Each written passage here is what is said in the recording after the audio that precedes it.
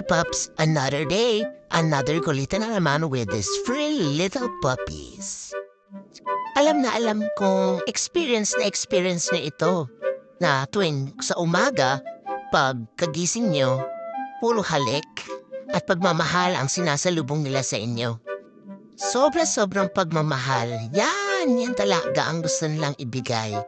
Yan lang. Ay, paminsan nakakagat ka na nila. Pero actually, it's okay kasi hindi naman nila ADDN or di naman nagkakaroon ng sugat sa mga kagat na ginagawa nila. It's just their emotions na pinaparamdam nila yung sobrang pagmamahal nila para sa'yo. At ito naman, si Nami sobrang cute. Ay nako, talaga naman si Luffy. Tsaka si Chip Chip, ay, grabe, pati tenga ko. Pinapasukan na ng kanilang dila. Para lang mahalikan ako, ay grabe talaga. At si Nami naman, super bango pa din. Gawa ng shampoo na ginamit namin kahapon. At ayan na naman, dinubog na naman ako, binabardago na naman ako ng dalawang ito. Ay nako, siguro sa mga meron dyan, mga Maltese na dogs. Ayan, alam na alam nyo na super energetic talaga ng mga ganitong klaseng aso. At yes, si Gushon, pabebe again and again and again. So ayun na naman, gusto niya nalambing kinikisya ni Mami. Good morning, good morning. Yan, good morning. O, isa ayaw pa talaga magpaawat. At may mag-aaway pa. Mag-aaway pa yan. Oops, stop. At ayan ang babangon na nga kami para at least magka-prepare na rin ako ng pagkain nila. So come on, let's go. Yan, sinami kailangan talaga hard eh. So patay mo natin electric fan. And yeah, yung tatlo maglalakad lang yan eh. Yan, excited na excited. Bumaba ang tatlo. At sinami karga-karga ko talaga yan para siyang baby. Yan, nakita niyo naman, super excited, diba? Napapatalin pa si Chip Chip. Yan, okay. Nakita niyo, napakabilis mo ba negosyo, no? O ha? At nag-wait lang si Chip Chip. At si Luffy naman ay papabebe parang gusto magpabuhat kay Mami. Yan, ito naman kami ni Nami. Yan, ito tako siya tumingin sa baba. Okay, tara na't bumaba.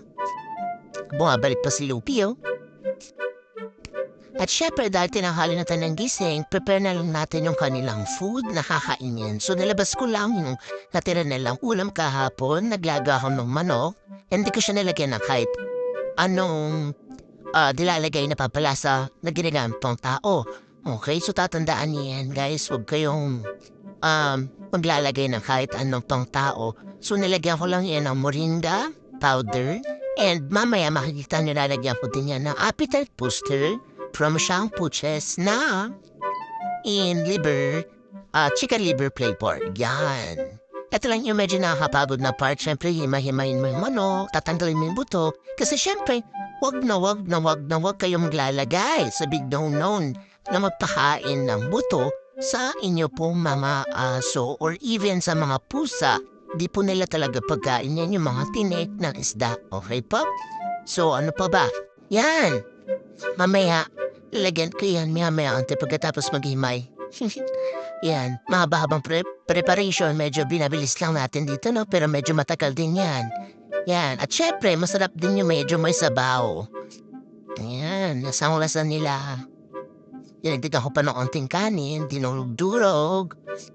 At wala.